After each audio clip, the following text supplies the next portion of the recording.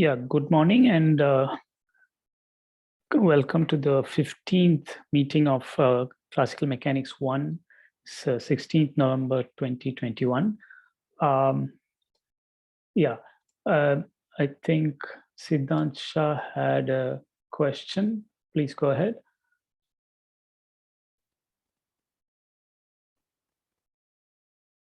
Yes, sir. Sir, in this, I'm not understanding what is to do with the third problem of the problem set 6. Like,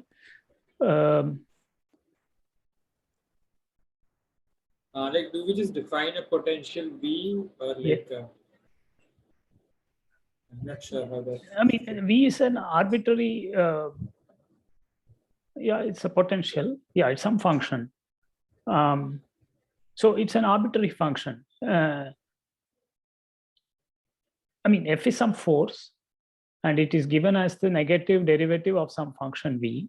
Yeah. And then you are supposed to use an appropriate integrating factor to derive a conserved energy. That is the problem to be solved. We did this in one dimension earlier. Yeah, in the class itself, we did it in one dimension. Now we are doing it in 3 dimensions. That is the only difference. Sir, so in the end, do we have to like define defining the conserved energy is the entire point of this problem?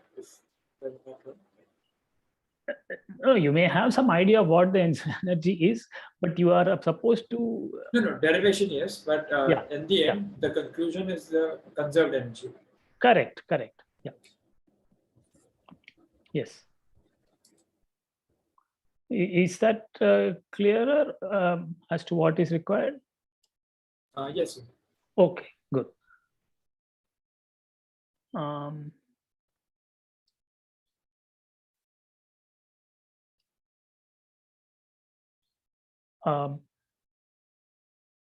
Ankit, are you connected? Ankit Yadav? Yes, sir. Now I'm connected. Okay, good. I was not able to hear. Fine. Yeah. Okay. Yeah. So any other questions before we get started? I want to just recall one thing from last time and clarify. This was concerning motion of a particle in a potential. So let me first share my screen.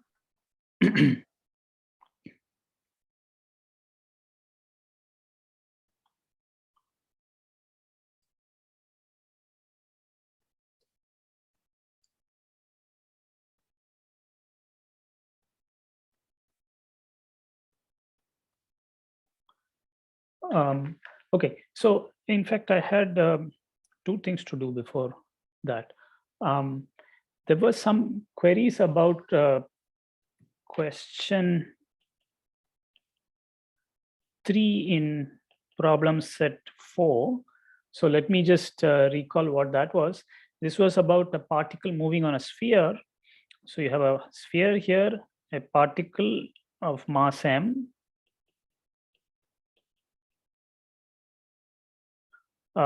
And we were asked how many degrees of freedom this system has.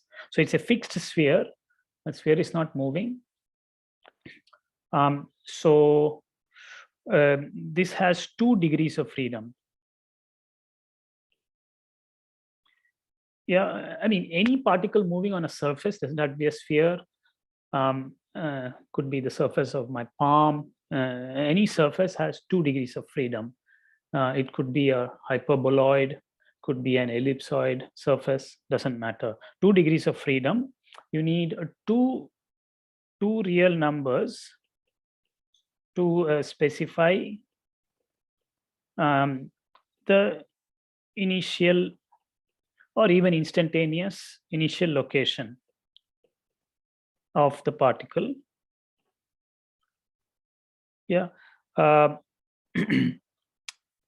So, yeah. I mean, basically, it can move, and the 2 degrees of freedom, you can choose them in many ways. You could choose them as latitude and longitude. Yeah, that would be a fine way to locate the particle. You say on which latitude it is and on which longitude it is. And that is a way of specifying its location. You could use spherical polar coordinates, namely the polar angle theta and the azimuthal angle phi. That was another option. Of course, these coordinate systems may break down or be non-unique specifications at some isolated locations, like the North Pole.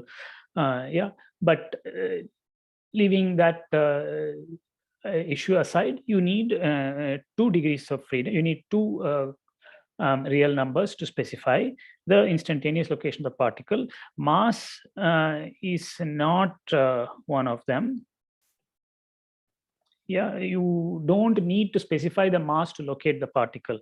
The mass of the particle is specified for you.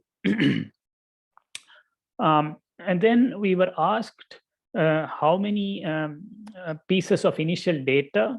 Yeah, so initial conditions to solve Newton's equation. Well, you need 4 pieces of initial data. Yeah, amounting to the initial position and velocity. So here we could choose them to be theta, phi, theta dot, and phi dot. So this would be a fine specification of initial conditions. Or you could choose the latitude, longitude, rate of change of latitude and rate of change of longitude, give them some symbols. Yeah, acceleration is not an initial condition. Yeah, Newton's equation determines the acceleration in terms of the force. So, and it is a second order equation. So Newton's second law is second order. You need location and velocity as initial conditions. Mass is not an initial condition.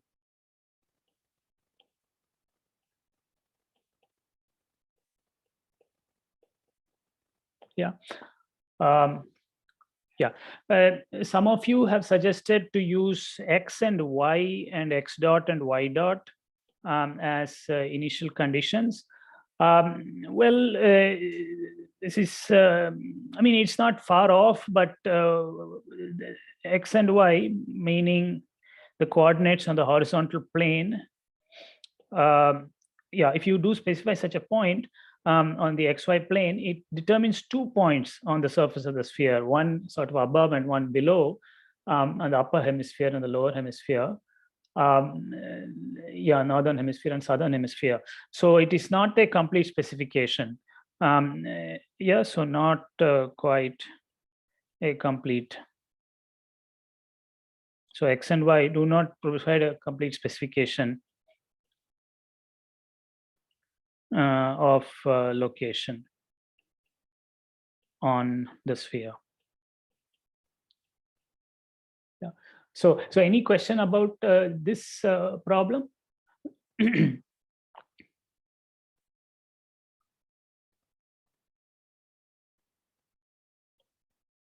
Okay.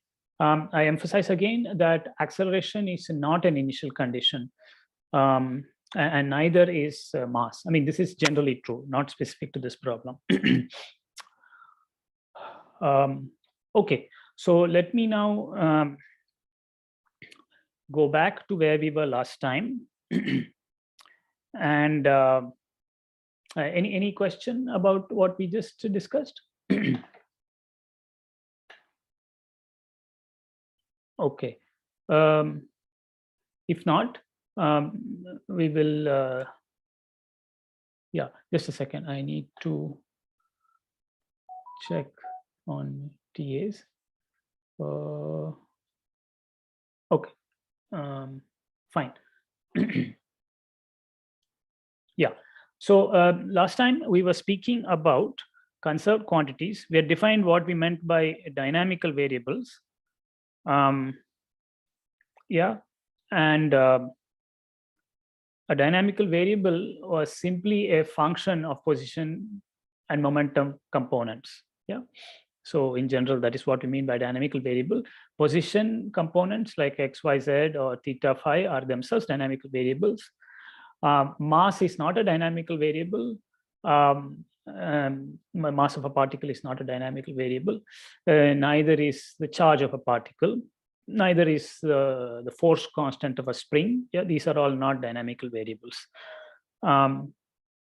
Okay, and we mentioned that a conserved quantity is one that is a conserved quantity is a dynamical variable that is constant along every trajectory.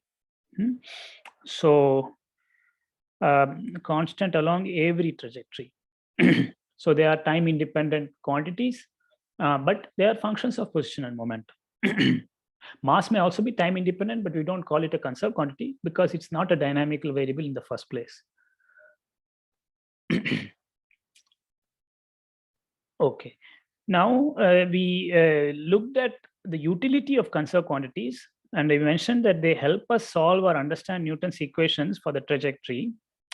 Looked at an example, a particle moving on a line subject to a conservative force. Yeah, in this case, Newton's equation, second order equation of motion, is mx double dot is equal to minus v prime of x. The motion is along a line. It is conventional not to put vector symbols like arrows above x and above x or the force, because these are just real numbers, because motion is along a straight line. Now, this equation can be reduced to a first order equation stating the conservation of energy. Yeah, and that was this equation, E equal to half mx dot squared plus v of x. And now that it is a first order equation, we can take x dot to one side and everything else to the other side. That's what we've done here. This is called a separation of variables. Yeah.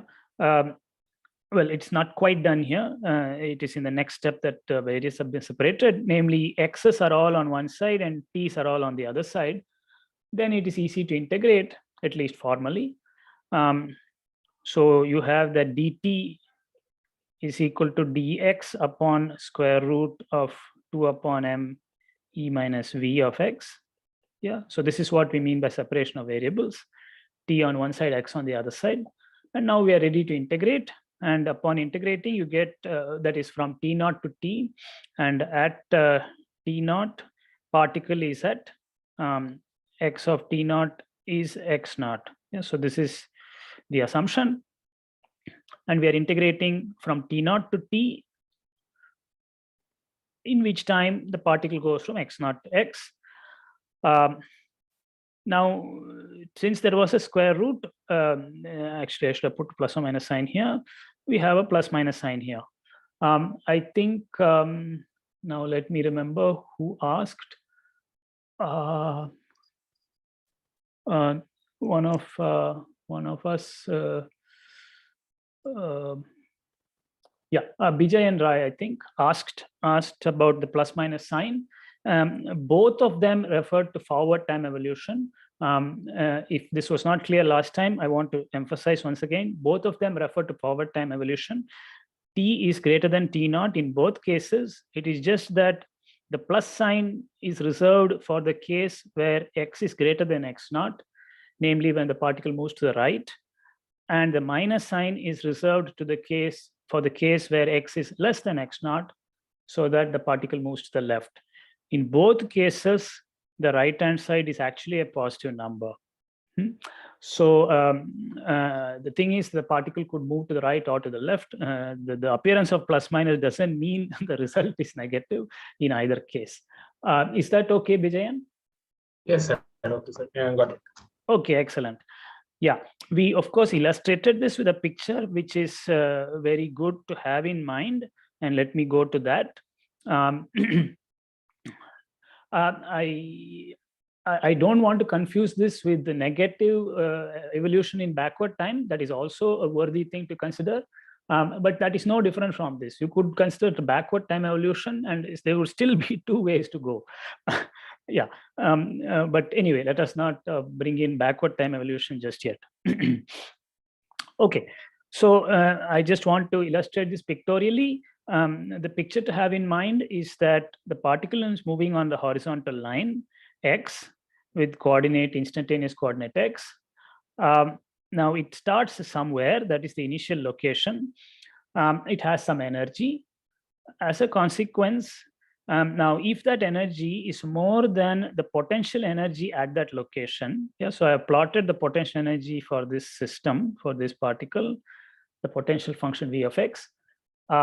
Okay, I am sorry, I have some question. I have a question from Soham Chatterjee asking whether a modulus sign would be more appropriate instead of negative sign. Okay, this is a relevant question. If you wish, I mean, a modulus sign is not needed over here. The formula stated here is correct, I believe. If you really wished, you could put an absolute value sign around the integral, but that would, I mean, I think, I mean, around the whole thing, but that would,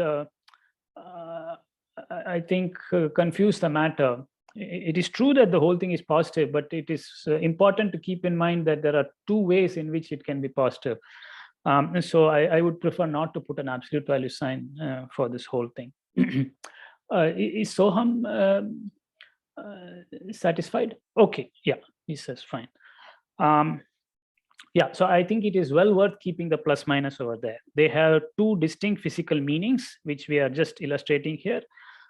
So if the particle's energy is more than the potential at that point, at that location, then the particle has kinetic energy, yeah. And therefore it has a non-zero initial velocity, which is given by this formula. The initial velocity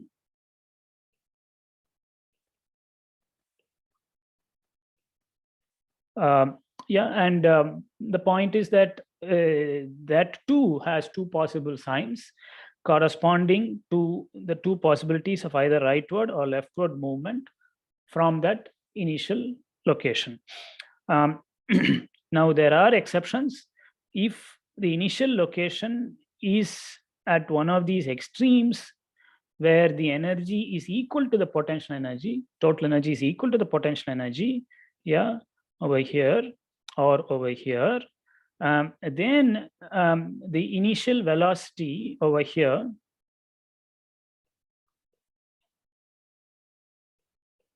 what is the initial velocity if the particle begins either here or here?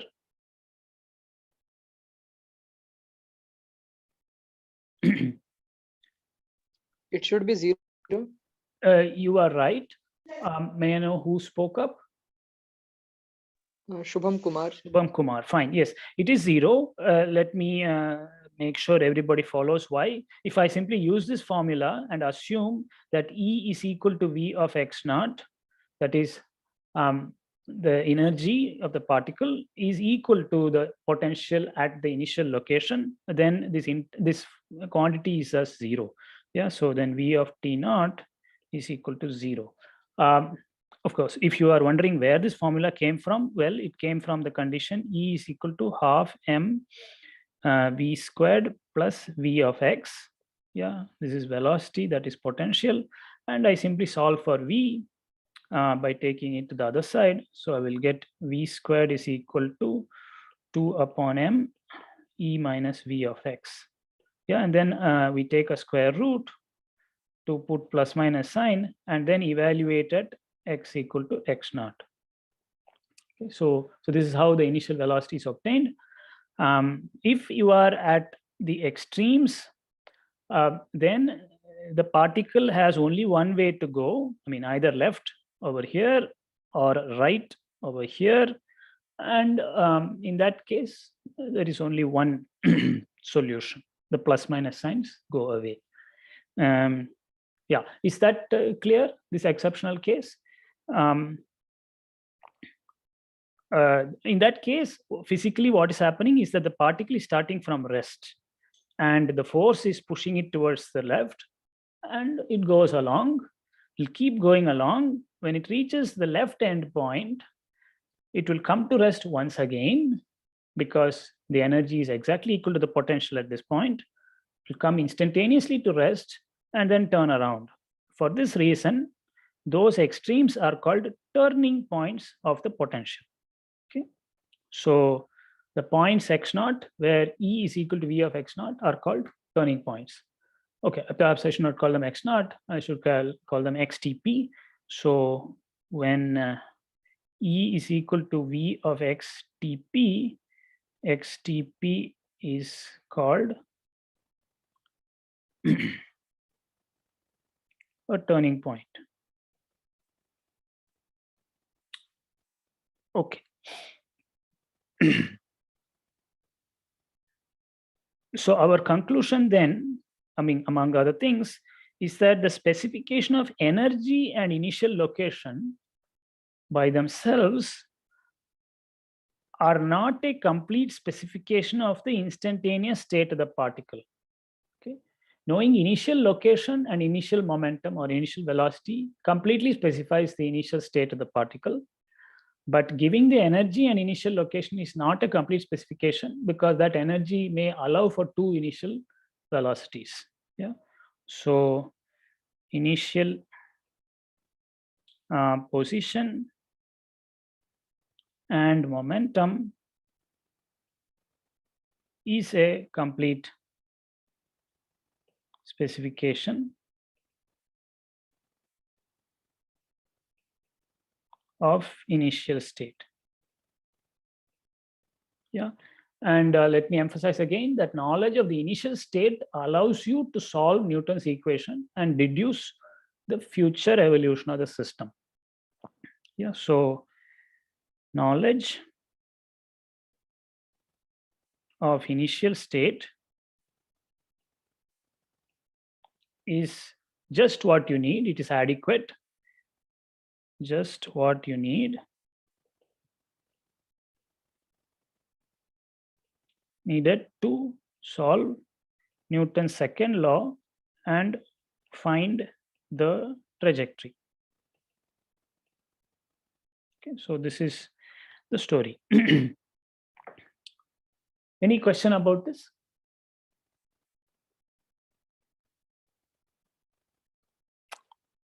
All right. If not, I want to devote a little bit of time now, some of this lecture, to another illustration of the use of conserved quantities, but in a very different context, namely in the context of collisions or scattering of particles. Okay, so a brief introduction to what we mean by that. Yeah.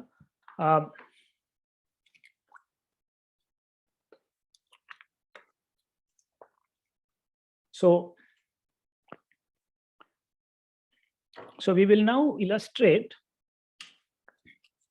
the use of conserved quantities, and the conserved quantities we have in mind here are mass, momentum, and energy in the context of collisions. Okay. So what do we mean by this? By a collision of point particles,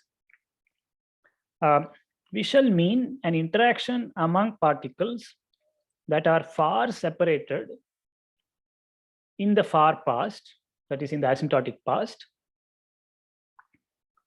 as well as in the far future, so that each of them has a constant velocity as t goes to either plus or minus infinity. Okay, so the picture is as follows. You have particles coming in from far away let us suppose there are 2 over here.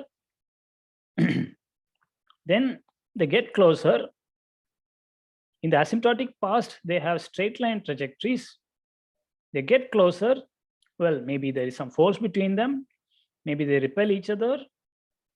So their trajectories will no longer be straight lines, get bent somehow or the other, but eventually find their ways away. And in the asymptotic future, they again follow straight line trajectories. Okay, so this is an example of a collision or scattering of 2 particles. Yeah, I mean, billiard balls would also work. In that case, they would actually come into contact. They are not point particles, but that's okay. Yeah. Now, why is it okay to assume that the particles have straight line trajectories in the far past and far future? Well, this is a reasonable approximation if the forces between the particles are sufficiently short-ranged so that particles behave as free particles when they are separated by distances large compared to the range of the forces. Okay, so we have in mind particles that feel some forces, but those forces don't extend indefinitely far away. Okay, when the separations become large, the forces die out, is the assumption, and this is borne out in most contexts. Yeah, gravitational forces decrease with distance, so do electric forces. Yeah, I mean, there are places where one has to be a bit careful, but by and large, this is true. Forces between molecules also tend to fall off pretty fast. Yeah. So that far away in the asymptotic future and in the far past, they can be assumed to be coming along straight line trajectories at constant velocity. So examples of collisions include 2 particles may collide. See, when I say collision, it doesn't mean they come into contact. Yeah, that is only one special case. Collision does not mean particles come into contact. They may, but they may not. Depends on the nature of the forces. So 2 particles may collide, each suffering a deflection in direction of motion. So that is the picture I drew over here. That is one possibility. A single particle may sort of disintegrate or decay into 2 or more particles. I mean, this is something that happens with unstable particles in particle physics. So you may have a particle coming in and then sort of spontaneously decay into several particles, maybe 3 in this case. Yeah. Now, I mean, I'm giving some general possibilities.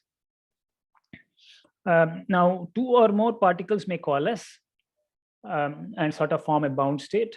So you may have a collision between 2 particles coming in, and then they form some kind of a molecule to join together and form some sort of molecule. Yeah. Now, we are not obliged to have only 2 particles coming in. You could have 3 coming in, 5, etc. But the point is, I hope these examples illustrate that though the particle number need not be conserved, I mean, it often is, but it need not be conserved. Collisions may be fruitfully treated using conservation laws of mass, momentum, and energy. Okay. Even without a detailed knowledge of the forces of interaction. Okay. So if you know the force of interaction, you will try to solve the equations of motion, trying to find the trajectories. Yeah. And that is a very interesting problem. But here we address the question, what can we say, even if we don't know the forces between the particles, but based purely on some conservation laws? It turns out that a fair bit can be said. Not everything, but some things can be said. So what are these conservation laws? Let us begin with the first, which is conservation of mass. By mass, I mean the inertial mass. So mass, well, intuitively regarded as the amount of matter is conserved in non-relativistic mechanical processes. Okay, it is neither created nor destroyed. So the total mass of the particles is conserved. Okay, so this is one of the conservation laws we will exploit. The other ones, the conservation of momentum and energy should not come as a surprise. If external forces may be neglected, then the total momentum of a system is conserved. And you have shown this in a specific example in the previous homework set. Yeah.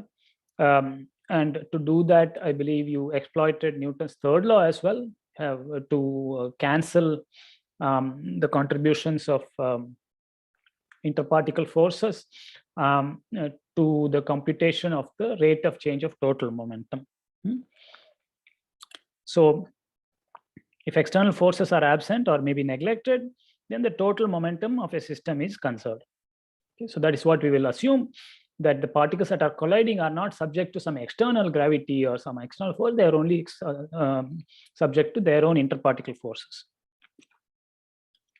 Okay. For a system of particles, this is a consequence of Newton's second and third laws, with the latter allowing cancellation of interparticle forces in computing the rate of change of total momentum. Okay, so this is what we just said. The total, so that is as far as mass and momentum conservation are concerned. The total energy of an isolated system is also conserved. Yeah. So an isolated system that is not able to transmit energy to the environment or receive energy from the environment is called isolated in this sense, and its energy is conserved. However, the kinetic energy of the particles in that system need not be conserved. Yeah, it may arise from or be transformed into other types of energy, yeah, while staying within the system. Yeah, for instance, when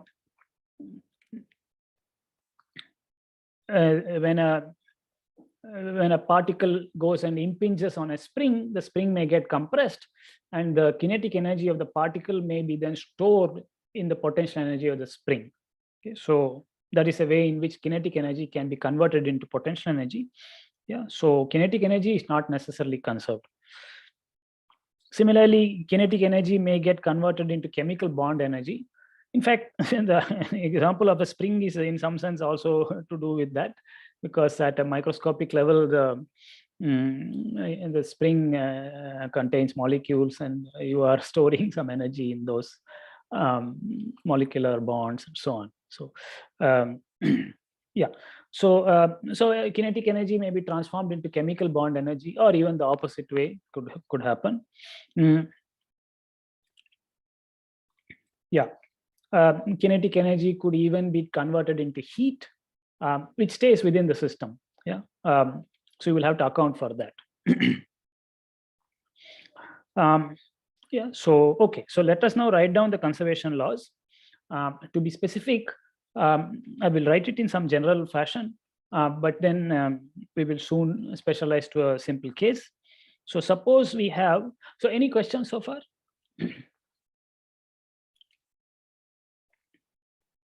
Okay.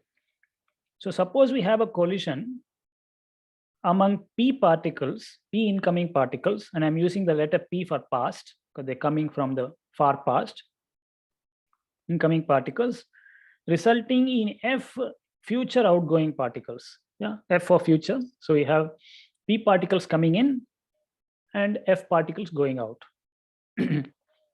Just to keep things somewhat general. Yeah, so let the masses and velocities as t goes to minus infinity or plus infinity of the particles be denoted as m1 v1, m2 v2, and so on up to mp vp. Yeah, m1 v1, mp vp. Yeah, so these are the masses and velocities of the incoming particles. Yeah, P of them. And then you have the masses and velocities of the outgoing particles, which would then be denoted as mp plus 1 vp plus 1. Yeah, that is for sort of the first outgoing particle, and so on up to the last one, mp plus f vp plus f. Okay, so this would be one way to label the particle masses and velocities in the far past and in the far future. So this is as t goes to minus infinity, and this is as t goes to plus infinity. At finite times, we don't really know what the velocities are, because they could change with time. As this picture illustrates, the velocities, the particles may bend, the trajectories may bend. So we don't know the velocities at intermediate times. To find out what those velocities are, we will need the forces. Yeah, but we have not said what the forces are precisely now, so we don't address that question. All right. Now, the conservation of mass, the law of conservation of mass states that the sum of incoming particle masses is equal to the sum of outgoing particle masses. Simple as that. M1 through MP added together must be equal to MP plus 1 plus dot dot dot plus MP plus F. Okay. So if there's a collision of two particles, then M1 plus M2 must be equal to M3 plus M4. Yeah, where these are the incoming, and these are outgoing. Okay. This is the conservation of mass. Then we go to conservation of linear momentum in a collision. Now, this is the statement that the total initial momentum of the system of particles is equal to the total final momentum. So m1 v1 plus dot dot dot plus mp vp for all the incoming particles must equal mp plus 1 vp plus 1 plus dot dot dot plus mp plus f vp plus f. Okay. So this is the law of conservation of momentum, total momentum. Finally, we have the conservation of energy, which we will write in a particular way. The total initial energy is purely kinetic. Bunch of particles coming in. Well, oh, I'm sorry, I should not have said that. It may not be purely kinetic. I am very sorry about that. Yeah, for instance, a particle at rest here could simply decay. Yeah, so then the initial energy would purely be potential. It could decay into 2-3 particles, which then fly away, carrying away that initial potential energy in the form of kinetic energy of motion. Okay, so, but we write the conservation of energy in a following manner, in a particular way. The sum of the initial kinetic energies of the particles is equal to the sum of the final kinetic energies of the particles plus a correction term, which I write as Q. Okay, so if Q was absent, then the initial kinetic energy would equal the final kinetic energy. But we have just discussed that that need not be the case. There is also other forms of energy present, and we put all of that into this quantity Q. Yeah. So Q is the difference Q between initial and final kinetic energies is positive. So let us interpret it. It is positive if kinetic energy in the initial particles gets converted and is stored, for instance, in a compressed spring, or perhaps it is released as heat. Yeah. So the outgoing particles may carry less kinetic energy because some of it has been stored in a spring or has been released as heat, etc. Okay, that is the case if Q is positive. On the other hand, Q is negative if internal potential energy is converted into kinetic energy, for instance, in the decay of a particle that was initially at rest. So this was the other example I gave. Yeah. So the very special case where Q is 0 is called an elastic collision, namely one where the kinetic energy itself is conserved. Yeah. So if the kinetic energy, total initial kinetic energy is equal to the total final kinetic energy, then we call the collision elastic. But even in that case, it is not as though all the individual kinetic energies of particles need not be preserved. Kinetic energy may be redistributed among the particles. Okay, so this is what is meant by an elastic collision. Q is 0 in an elastic collision. So an example of a collision is the elastic 2-to-2 scattering of two particles which retain their identities, including their masses. So can illustrate that with a figure. In fact, it is essentially the same figure as I drew before. You have two incoming particles with masses m1 and m2. Yeah, they interact and go away, asymptotically following straight line trajectories at constant speed, retaining their identities and masses. Okay, so this is in this example, I am trying to convey that this is an elastic 2-to-2 scattering. 2-to-2 simply means two incoming particles, two outgoing particles. Okay. Now I want to look at this case in a little bit more detail now. But before I do that, any question about the setup?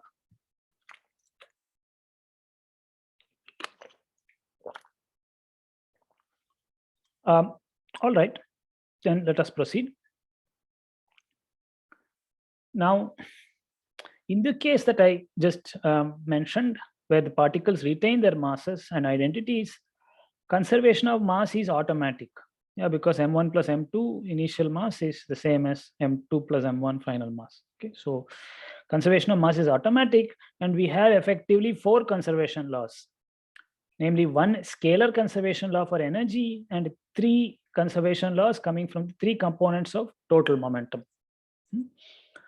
So conservation of momentum is not 1 conservation law, it is actually 3 conservation laws.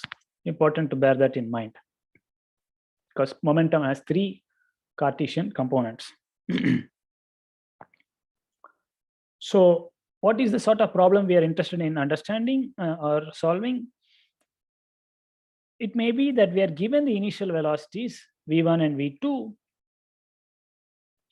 We are given the initial velocities. Then we would then have 4 equations, namely conservation of energy, momentum x, momentum y, momentum z component. And what is your aim? It is to find the velocities of the outgoing particles, v3 and v4. Okay. Now the velocities of the outgoing particles comprise 6 unknowns, because v3 and v4 each has 3 Cartesian components. So you want to find out 6 unknowns. You have only 4 equations. So they are in general insufficient to determine the final velocities. Okay, so purely using conservation of momentum energy will not solve this problem for you. So although you need additional information. So although conservation laws place restrictions on the final velocities, put certain relations, one needs information on the nature of forces to determine the final velocities. Yeah, so you have to accept this. If you put in nothing, you can't be so hopeful of getting out the solution to the problem. You do need to know something about the forces. However, there is one special case, namely the special case of collisions in 1 dimension.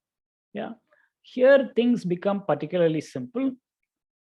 In 1-dimensional motion, momentum has only 1 component, and we have 2 conservation laws as opposed to 4 conservation laws: conservation of energy and the x component of momentum. Okay, the total total energy and total x component of momentum. These are two conservation laws.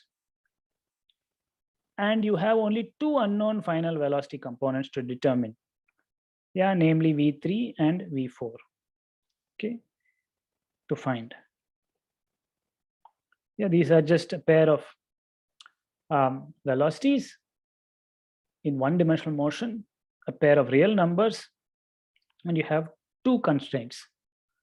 Yeah, so in this case, the system of equations is even determined. It means that you have as many equations as there are unknowns, then we will call the system of equations even determined. Can you give me a name for a system of equations where the number of unknowns exceeds the number of equations? It's an undetermined system, right? Like rather than undetermined, I would like to use the name underdetermined. Yeah. So Anand yes. Balivada has given a good term. We'll improve upon it and we will say it is underdetermined.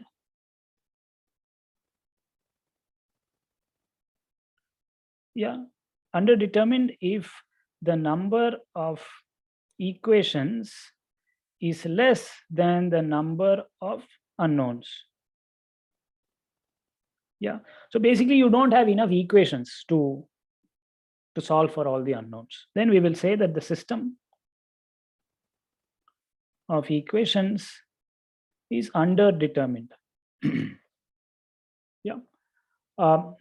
Now, can you suggest a name for the opposite case where you have more equations than unknowns? Oh, in that case, because you said underdetermined, that would be overdetermined. Correct. Yeah, correct. So I see now. Yeah. Okay. Overdetermined.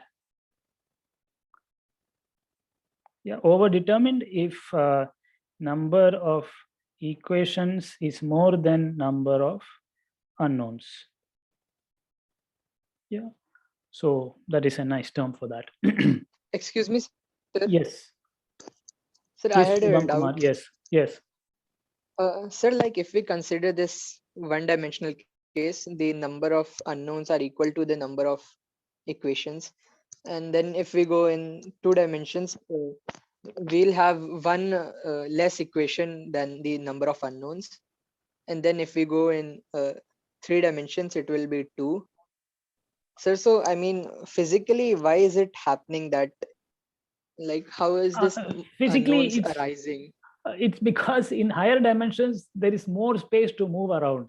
I mean, I'm just giving a very heuristic reason. But there's but basically still, I mean, you have more conservation laws also. Yeah, but the number Even of if you conservation laws doesn't sort of grow fast enough with the number of degrees of freedom. Yeah, see, the number of conservation laws is one for energy and as many components of momentum as the number of dimensions of your space. Yeah, but here the number of unknowns grows a little bit faster because you have two particles going out and each of them has as many components of velocity as there are directions to move in. So it is as simple as that. You have only one total momentum, but you have two particles going out. So you're at a loss. I mean, in a very simple way, that is all there is to it. Okay, sir. I mean, like, I thought some deep reasoning would be there. I mean, like that we can see from the equations that they are growing somewhat. But yeah. I mean, I don't think at this stage, I don't think I would like to suggest any deeper reasoning. That is, the counting is as simple as that. Yeah, I mean, if there is some deeper idea that I would like to suggest, perhaps somewhere else. Yeah, these conservation laws by themselves are not sufficient. You need additional information concerning forces or other conservation laws which you may somehow determine. Yeah, so yeah.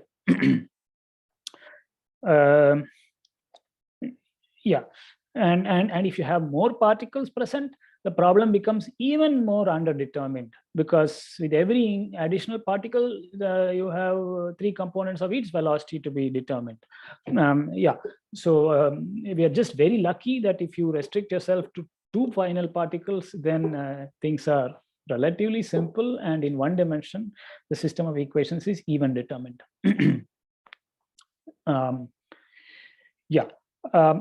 Okay, so let us look at this case just briefly.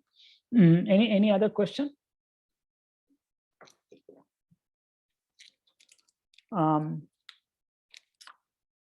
Okay.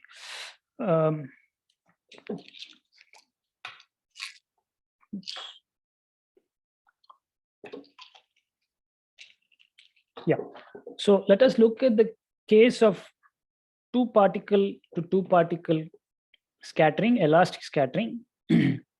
Yeah. So just write down the equations at least. So now if we denote the initial and final, see, instead of calling them V1, V2, V3, V4, it is a little bit simpler to call them V1, V2 as the incoming particle velocities and V1 prime, V2 prime as the outgoing particle velocities. Okay. So the primes denote the final state, and the unprimed denotes the initial state. Then the conservation laws for elastic 2-to-2 scattering become the following pair of equations. I'm thinking of this in one dimension. So just to draw a picture, what we have is a particle coming in, another particle coming in. This may have mass m1, mass m2, v1, v2. I mean, this is a kind of idealized situation. They're point particles moving along a line. This may be the situation. They come, they may have some force between them. They may not come into contact. They may arrive at some point of closest approach and then turn back. Okay, may turn back with some velocity v2 prime, and turn back velocity here may be v1 prime. The masses are retained. So this would be one possible collision. Yeah. Another possibility is that they may sort of pass through each other. They may collide and go back. There are many possibilities. Yeah, passing through each other is a kind of idealization. I mean, that you can talk about with point particles. Yeah, I mean, but at least one can consider such possibilities. Yeah. So what are the conservation laws in this case? The conservation of momentum, linear momentum, total linear momentum, which I will denote by the letter P. It's a conserved quantity here, is given by M1. I am sorry, this was M1 V1. Yeah, that was a mistake. M1 V1 plus M2 V2 is equal to M1 prime, M1 V1 prime plus M2 V2 prime. V1 prime, V2 prime are the velocities after the collision. Yeah, 1 second. I have to admit. 1 second. How do I do this?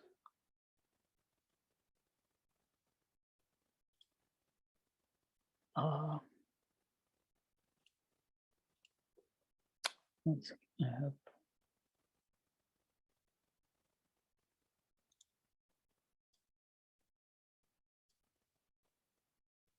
Yeah. Okay. So coming back to where we were, I remind you that I have written down the conservation of momentum for a scattering of two particles in one dimension. The total initial linear momentum is equal to the total final linear momentum.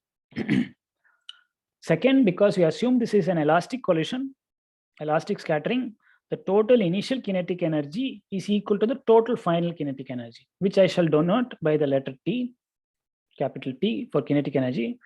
So half m1 v1 squared plus half m2 v2 squared is equal, that's the initial kinetic energy. And then here you have the final kinetic energy. Half m1 v1 prime squared plus half m2 v2 prime squared. Okay, so here is our pair of equations. We have just two equations, and what we have in mind is that v1 and v2 are given. Yeah, and v1 prime, v2 prime to be found. Yeah, so we have two unknowns, one-dimensional motion, two unknowns and two equations. So the system is even determined, and one can ask, can you solve this system of two equations? And it turns out you can. I will spare you the details here, but I strongly urge you to work out this solution. And how does one go about it? See, V1 prime is an unknown. So you can use the first equation, namely conservation of momentum, to eliminate it in favor of V2 prime. Yeah, basically eliminate V1 prime in favor of V2 prime, and the conserved quantity P. Okay. So remember, our main objective here was to illustrate the use of conserved quantities to solve mechanical problems, and that is precisely what we are doing. There are two conserved quantities here, namely P and T, whose values are determined by initial conditions. Yeah. So the value of P is determined by the initial state, namely the initial velocities. Masses are all fixed. Similarly, the formula, or the value of T is determined by initial kinetic energy. Okay, so those are all given to us. And now we have written a formula for V1 prime in terms of V2 prime. Yeah, and suppose we denote by capital M the total mass of the particles, then one can put this in the second equation, put this V1 prime in the second equation, and we'll get a quadratic. Yeah, after all, kinetic energy is quadratic in velocity, so you'll get a quadratic for V2 prime, and I have used the quadratic formula to solve for it. I have not written the details here, but it is very instructive to do this.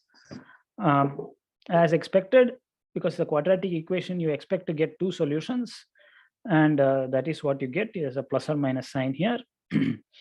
So here is the formula for V2 prime. It is written in terms of the total energy, total kinetic energy, and total momentum of the system. All right. Of course, the masses of the particle also appear. So when one simplifies, you get a formula for V2 prime. It's very interesting to see what the two solutions are like. So one of them I will call the non-trivial solution. So it is some complicated formula which one can interpret. There is another solution where V2 prime is simply V2. Okay. So let us first discuss the second case. That is, if V2 prime is equal to V2, then V1 prime is also equal to V1. Yeah, that is, you just look at this formula and put it there.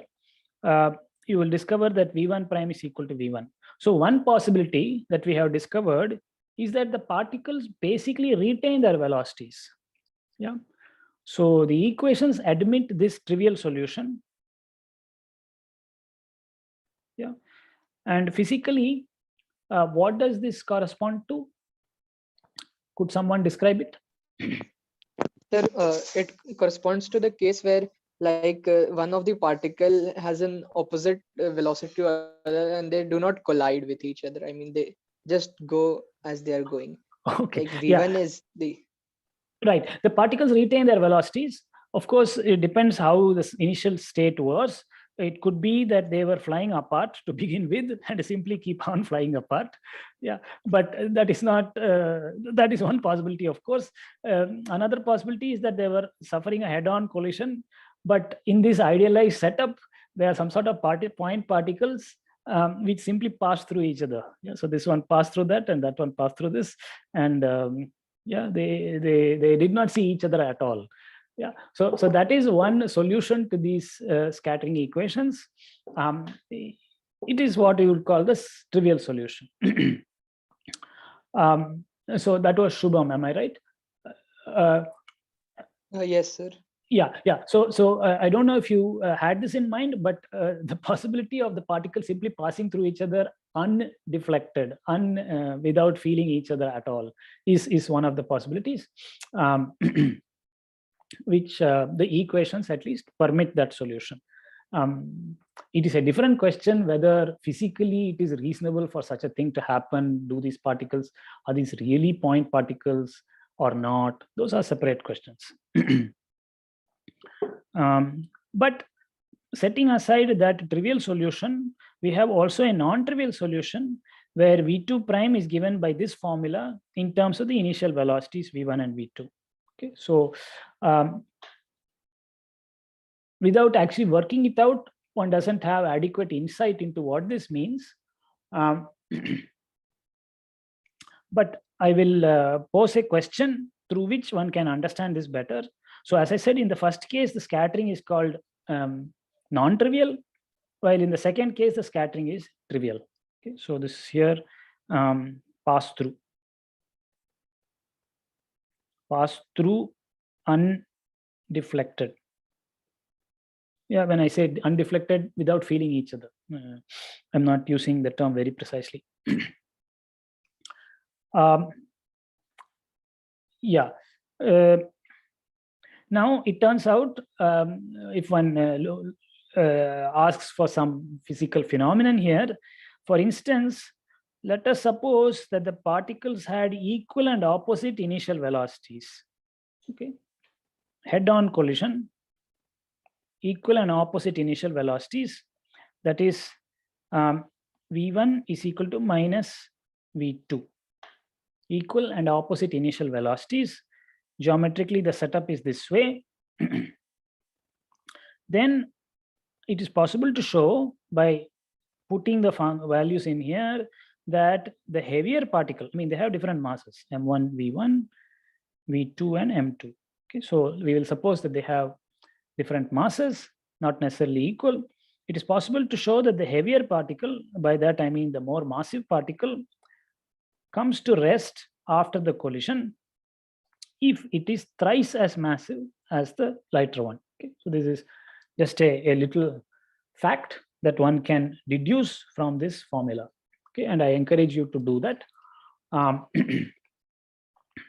Yeah. So if you have a collision between two billiard balls, one which is thrice as massive as the other, head-on collision with incoming speeds being equal and oppositely directed velocities, then the heavier ball will basically come to rest, and the lighter one will recoil. And you are encouraged to find its speed, the recoil speed. Yeah, so this is just there is nothing special about this particular setup, but it is nice to try to work it out. So any question about the principles we have used and the overall procedure?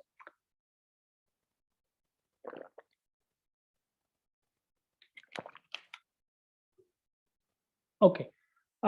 So the main message is that conserved quantities are useful. Yeah. So this is the main message. So I can write it as a slogan: conserved.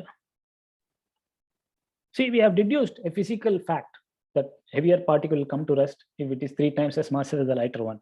I mean, I did not know this before trying this out. Yeah. So conserved quantities are useful in understanding dynamics of a mechanical system. So this is a very important theme in physics, that conserved quantities and their utility. Okay, any question about this?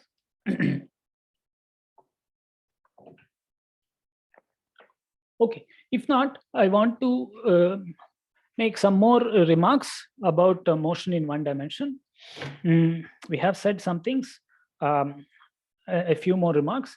Just to recapitulate, let us consider a particle of mass m, which is positive, inertial mass m, moving on the real line, yeah, with instantaneous position x of t.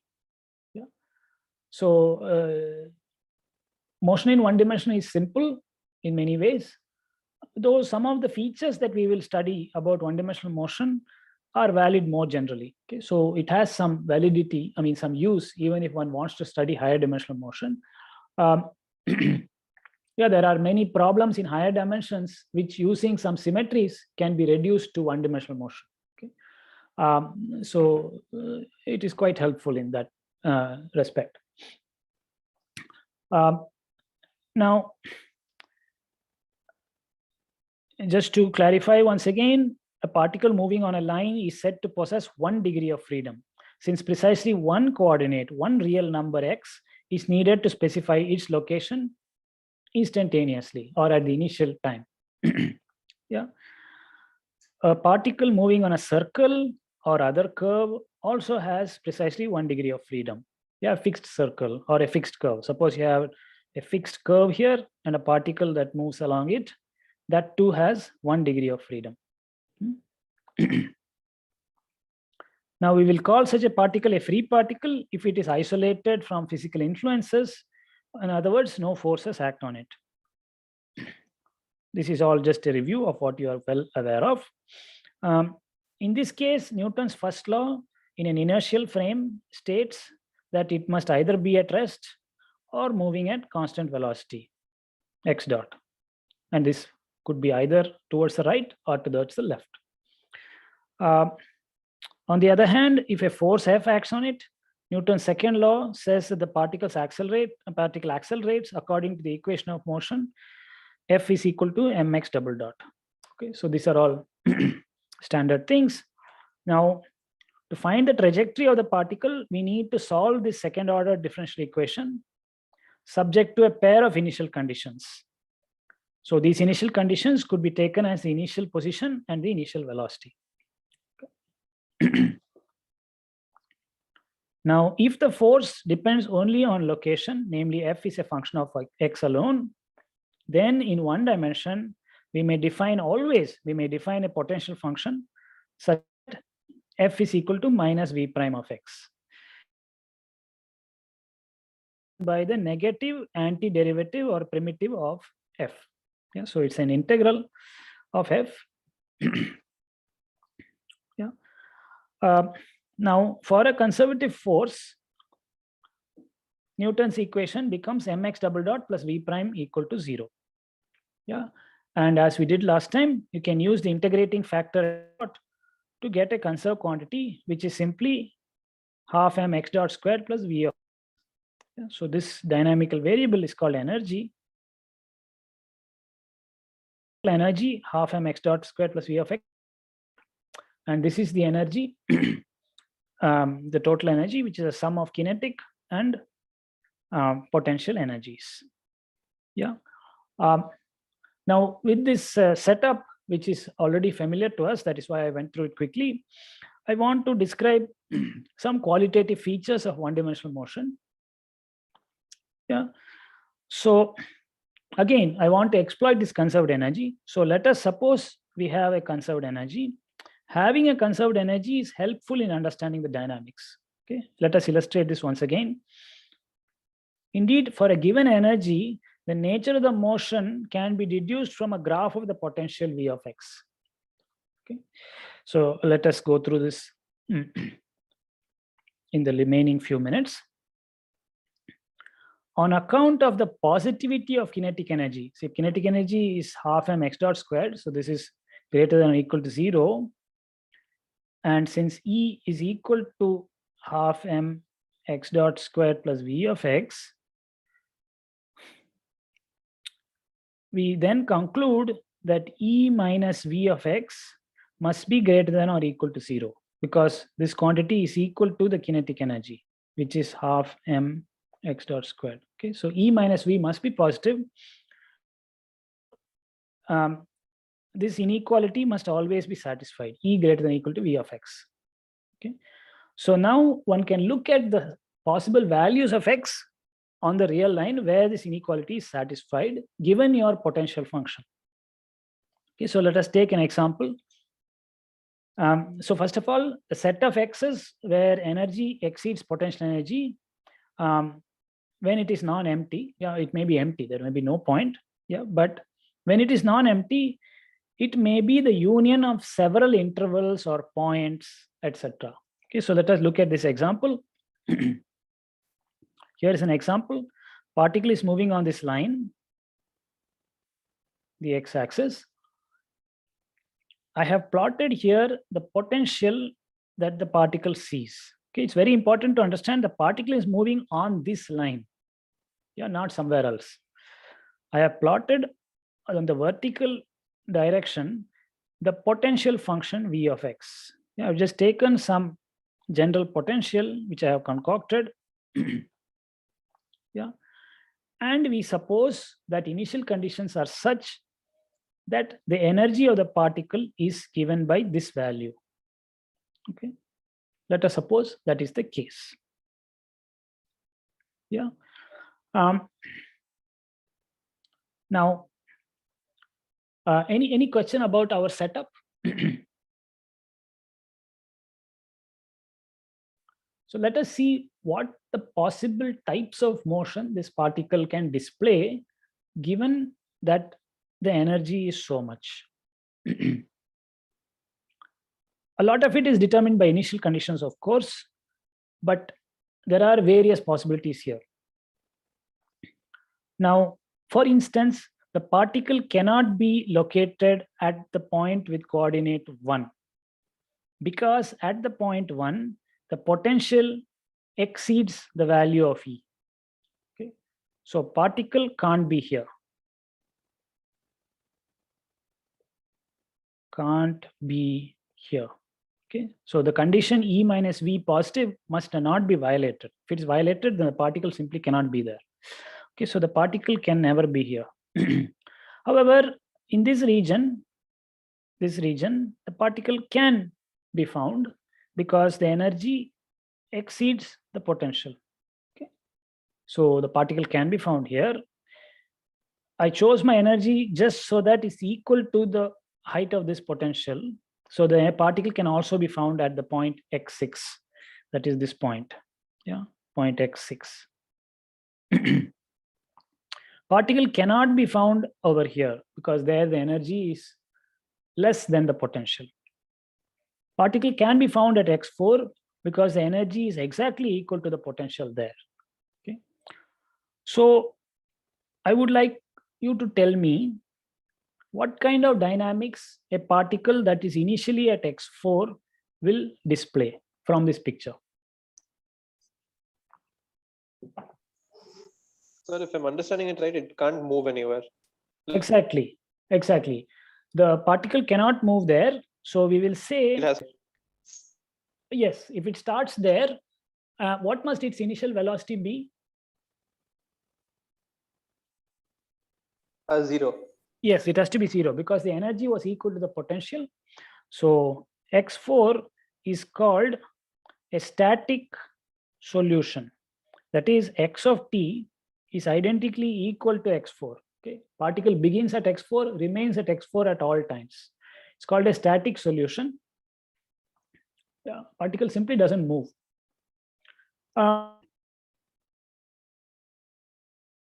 me similarly, if the particle began at x6, what it would do?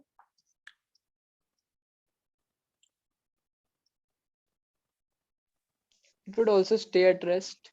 Correct. It would have to start at rest because the energy was equal to potential, so no velocity present initially, and the particle would remain at rest. Okay, so that is another static solution.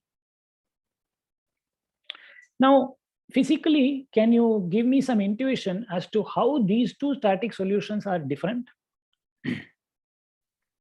One is in stable position, other is in unstable. Precisely, you are right. Now, stability is a concept we have not studied in any detail or even introduced precisely, but I hope the picture indicates to you what's happening. If the particle is initially at x6, a small perturbation due to somebody blowing on it or some additional force coming in would allow the particle to move either to the left or to the right. Okay, and that is pictorially illustrated and colloquially said that the particle could roll down this hill. I mean, the particle is not on a hill at all. The particle is on the like a hill, and that is why we say the particle can roll down the hill. But it is very important to bear in mind the particle is located on a line of equilibrium. So these two static solutions are both points of equilibrium where the particle is at rest and remains at rest, but one is an unstable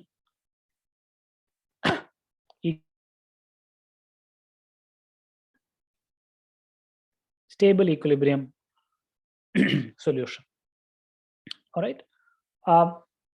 Any question about that? In other words, if the particle is here, the potential is such that a small perturbation the potential will exert a force on the particle that restores it to its original location. Yeah, so here the force is restoring, but here the force is not restoring. So that's why it's unstable. So the picture already tells you the nature of the stability of the static solutions. Now let us go to this other possibility where the initial conditions were such that the particle is somewhere between x2 and x3. Yeah, in that case, can you tell me, suppose the particle begins over here. Yeah, particle begins here. Is the initial velocity 0 or non-zero? Please tell me.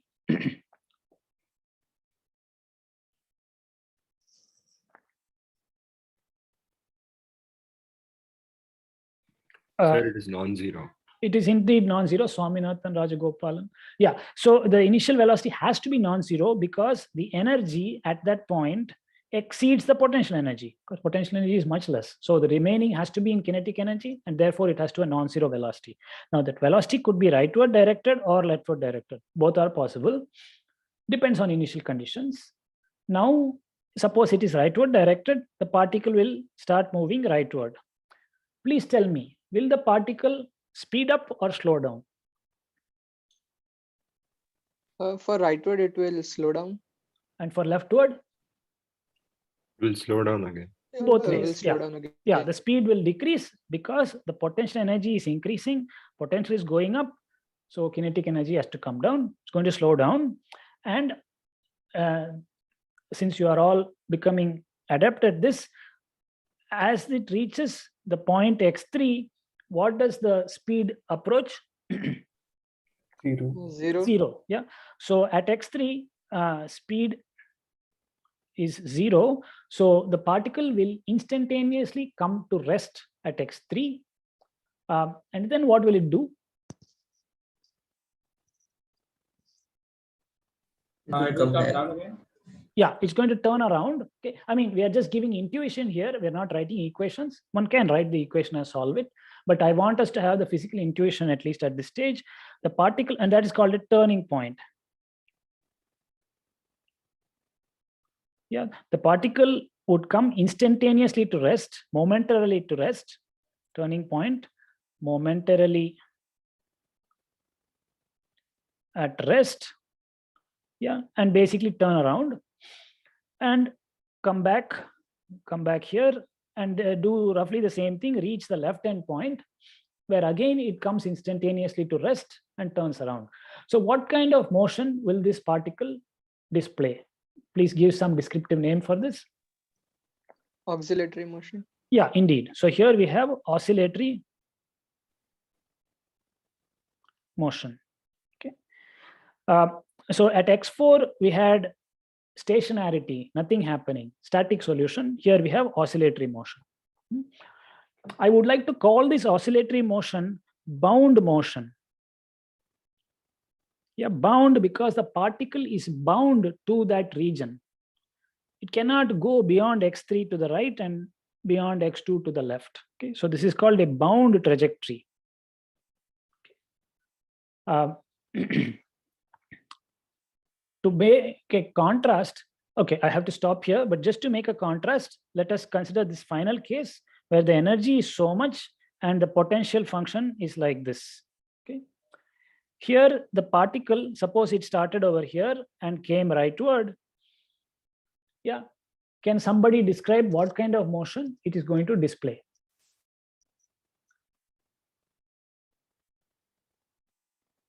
So Yeah, if the- it comes rightwards, Yes.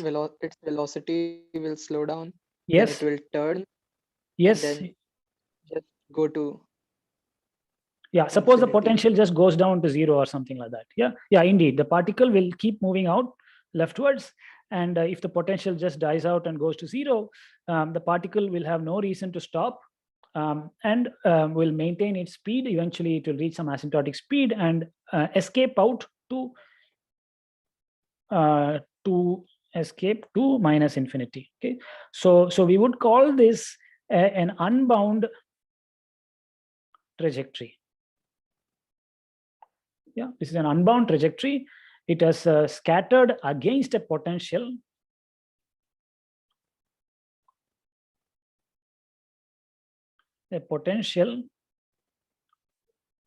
Yeah, it came in from infinity, scattered against a potential barrier, and went out back to infinity. Okay, so that is the story here.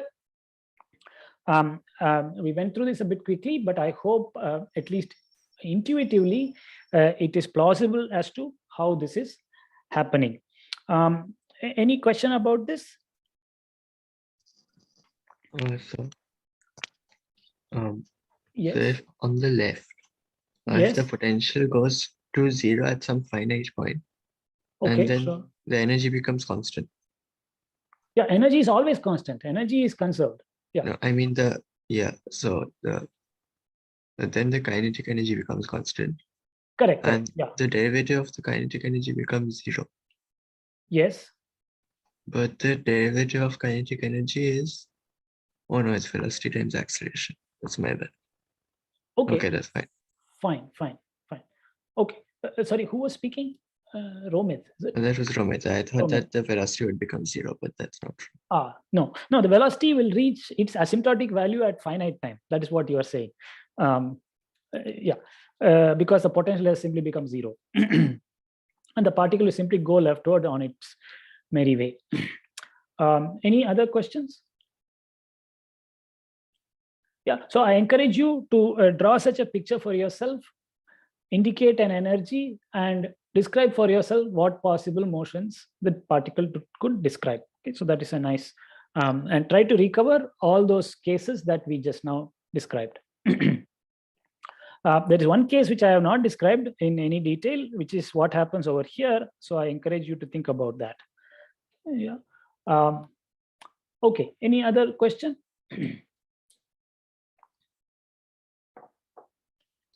So could you scroll up a bit? Yes. Yeah. So the page about this. Oh, the previous page. Yes. Yeah.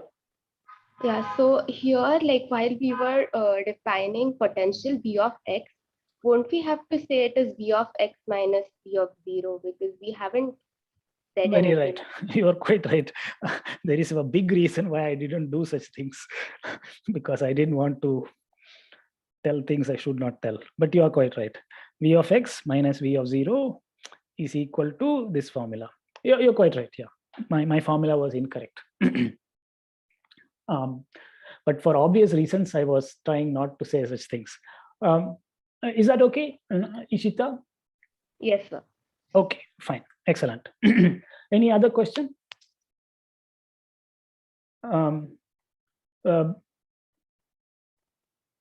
Yeah, this is something I want you to discuss in the homework. That is why I was trying to avoid discussing it here, but I have been forced to do so. Okay.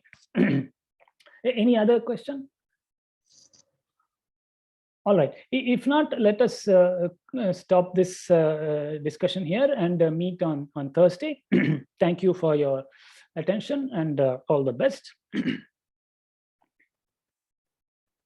Thank you, sir. Thank you. Thank you, sir. Yeah. Thank you, sir. Yes. Have a good afternoon. Thank you, sir. Thank you.